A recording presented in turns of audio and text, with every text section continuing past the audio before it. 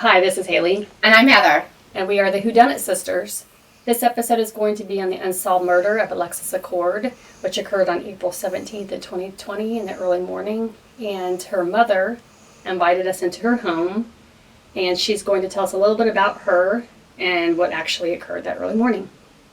We're inside Jackie Mitt's home, who's the mother of Alexuas Acord, and she's going to tell us a little bit about who exactly Alexuas was and about what happened that night. So if you could tell us a little bit about her so that, everyone can get to know her like you do. Right, well, Alexuas was a great mother, which everybody will tell you that. She was hardworking. She worked 2 jobs mostly to care for her kids. She worked at Texas Roadhouse for about 2.5 years. She had a lot of friends. She came into contact with so many people, so no matter what she was going through, she would always try to make everybody feel better, including myself. She had 2 kids, which were her absolute world. She worked very hard to take care of them and give them everything that they wanted, even though they didn't need everything that she got them. But she made sure they had everything they wanted. If they said they wanted it, she got it for them. She graduated from Grandview High School in 2017, which everybody doubted her that she couldn't do it because she had Lydia when she was 16 and she didn't go back to school. But she still got to walk with her class in 2017 and graduate high school. The first one in our family to graduate high school. Great. She was my best friend. There wasn't anything we couldn't tell each other. Leading up to April 17th, she was very distant from me. She kind of wanted to just do whatever she wanted to do and not hear what her mom had to say about it, so that's what she did. Started hanging out with some friends that I wasn't familiar with. The only ones that I didn't know was Gabby Smith and Tori Blair. Do you know how she met them? I do not. But a week before April 17th, she was really hanging out with this girl, Gabby. I didn't know who she was, where she came from, or anything. And then on April 17th, not April 17th, but April 16th. We'll go with April 16th. I woke up to her and Deontay fighting in the kitchen. And they were really into it, and she wanted me to make Donnie leave, and I expressed to her that I wasn't getting in her relationship anymore, and she packed a couple bags and she left. She texted me throughout the day about how she didn't want to be here anymore. Because it would make my life easier, but that wasn't the case. It would never make my life easier for her to be gone. And we went back and forth with text messages all day. She came back home around 10:30 at night. She was sitting in her car in her driveway. She brought Cameron inside to Deontay. And she went back out to her car. She was just out there drinking her green apple wine that is absolutely disgusting. I believe she was supposed to go on a date with somebody, but they stood her up. She brought Cameron inside.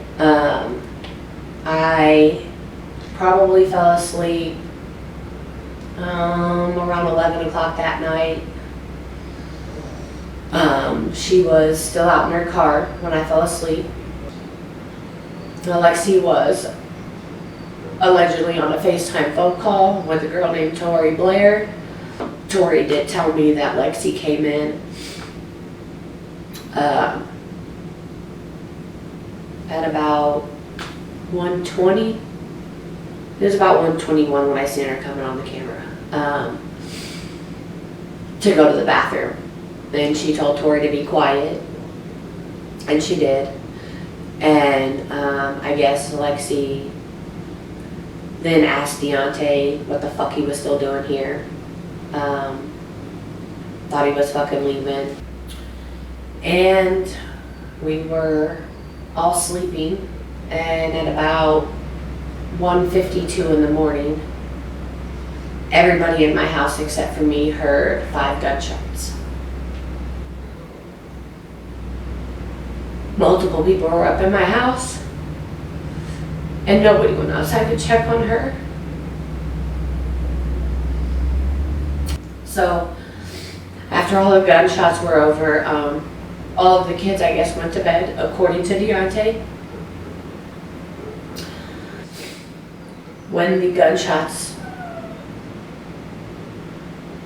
When someone killed my daughter.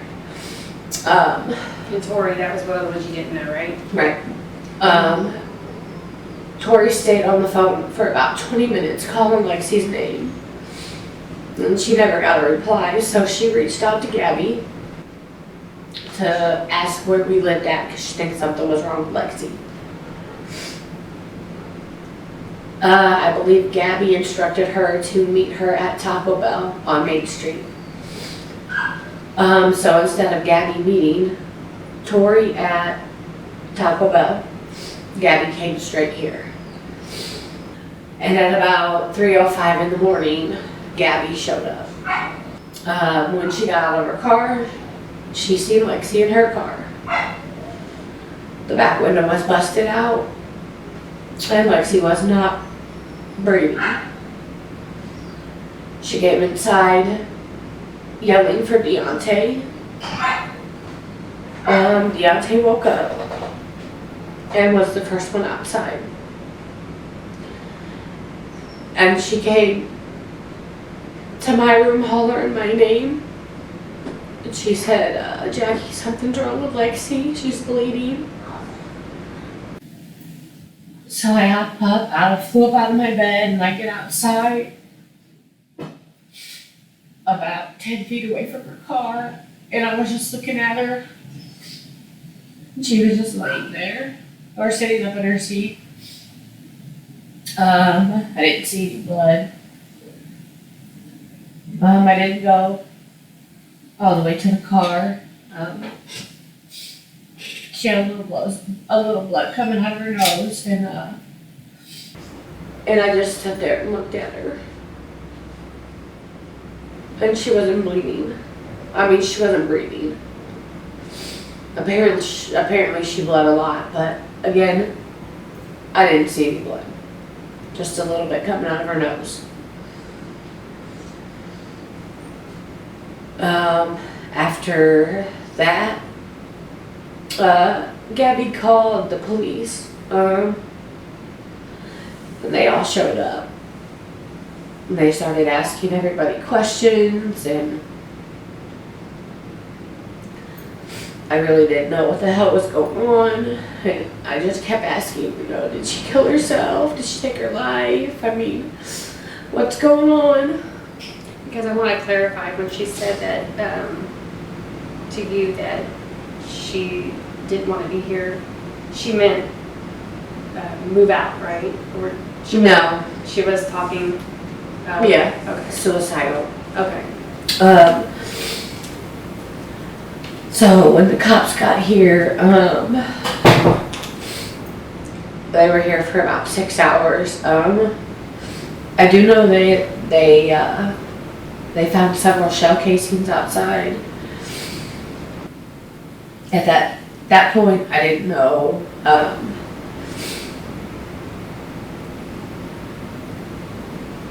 what even to think. I didn't know what was going on. I was just out of it. As the cops did more investigating, and I don't know what they were doing out there. I just watched them. They allowed her to be in that car for like 4 hours. And then when they took her out of the car, it was like she wasn't even a human being. They just drug her out, put her in a bag, and then she was just gone. They took her car, and that was it. I have met with the police multiple times. I know they have some solid evidence. I know that they haven't given up. I was finally able to read how many times this person shot my child.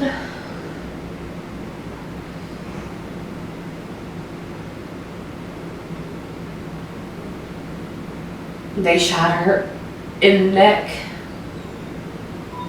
in the head,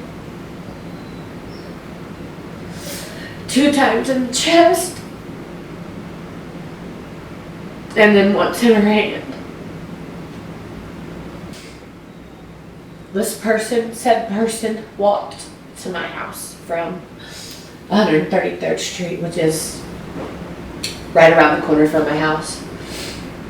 And he walked down the street, came here, killed her, and left. Back to his car. Tell what the make and model is or anything of that? The cops won't give me any of those detailed information, but if I had to guess, it would be a Honda Fit. Is that a color in red? Is that a hatchback? This one had 4 doors. Okay. It did have a hatchback. That's what I thought it looked like. Yeah, A hatchback. it's a small compact car. I do know that they have requested multiple people to come in and speak about Lexi, and these people will not go to the police and talk to them, which is weird. Either they're scared or they know something. Somebody knows who killed my daughter. And the coward who shot her from behind as if she was a real threat. Like if she had a gun in her car or something.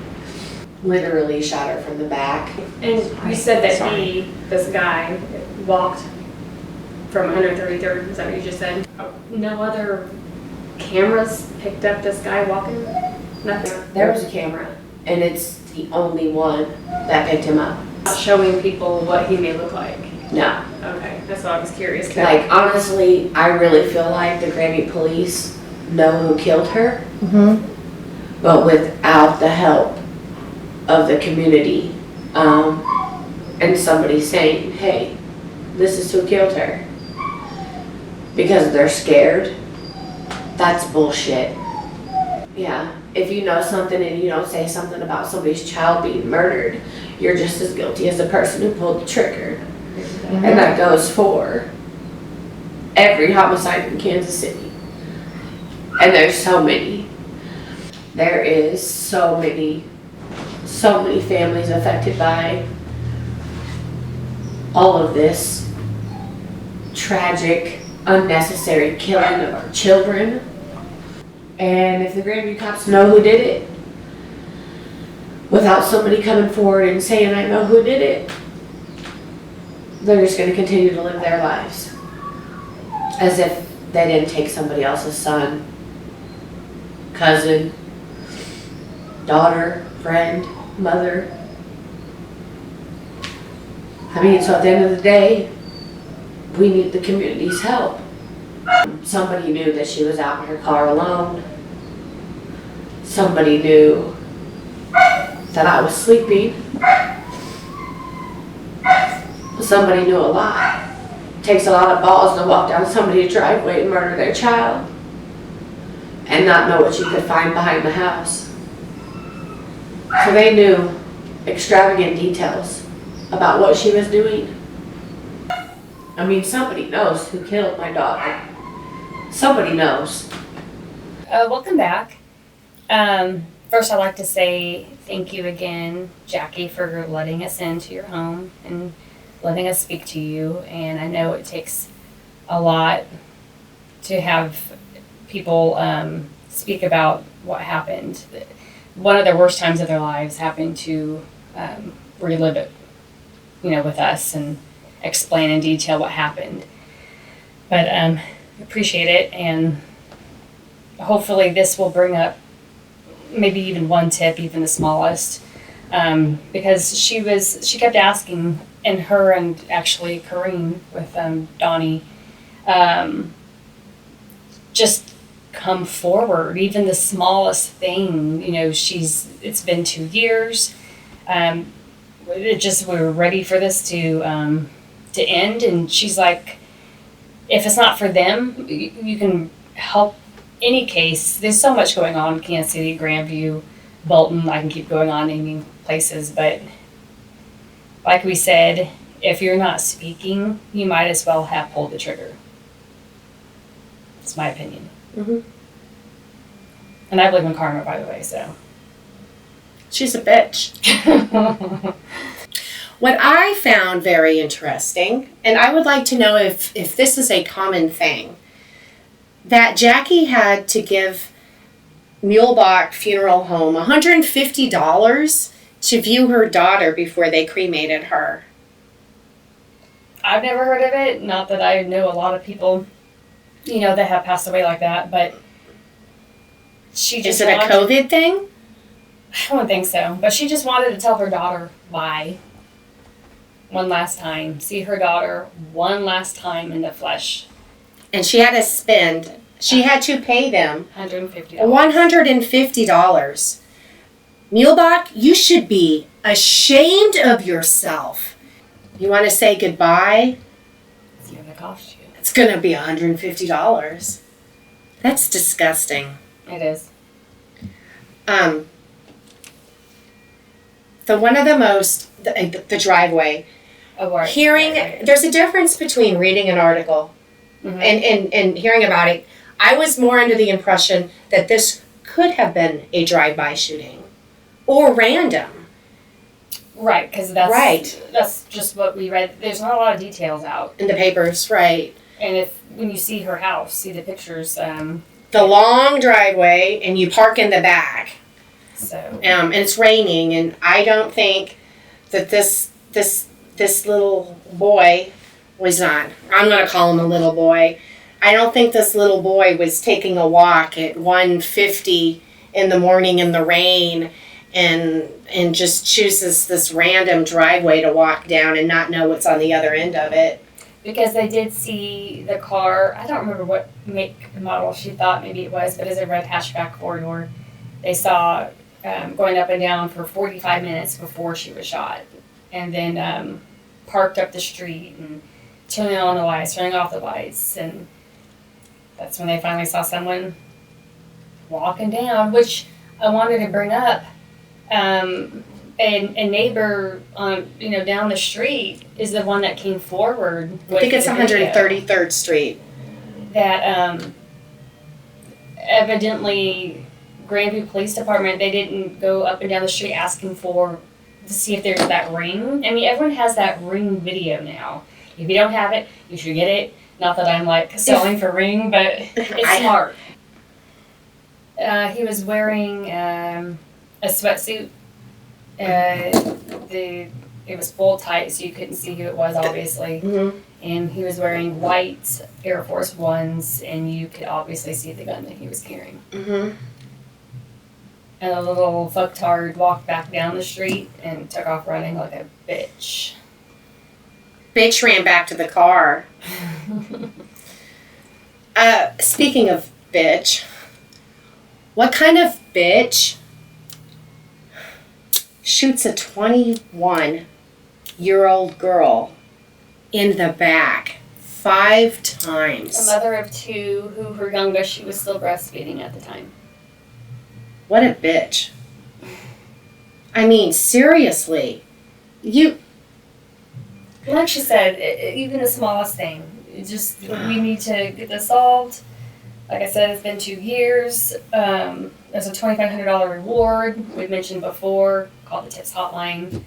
816-474-TIPS, TIPS. You can remain anonymous. Or you can go on our website, or We Are Their Voice Mm-hmm. website or Facebook page. Well, and also do the right thing. The police have asked several people to come down and give them A statement. A statement. Or they had some questions to ask. comply. Do the right thing. If you need a ride, I will come pick you up and take you there. Okay?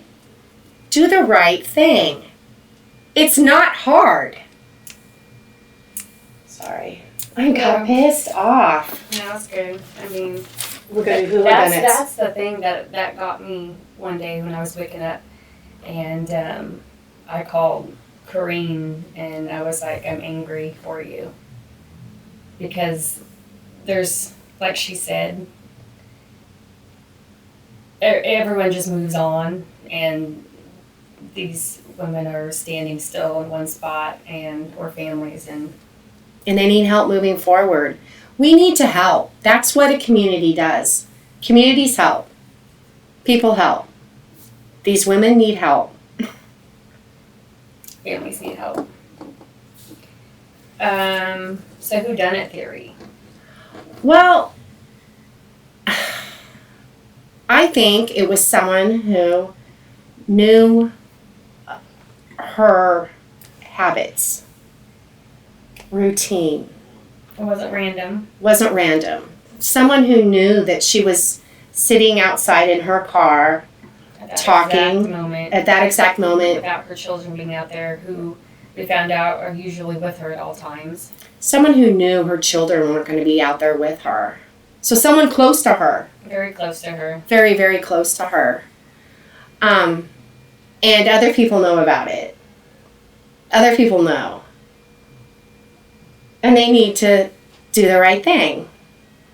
And for Jackie. And they need to come forward for her kids. And her siblings.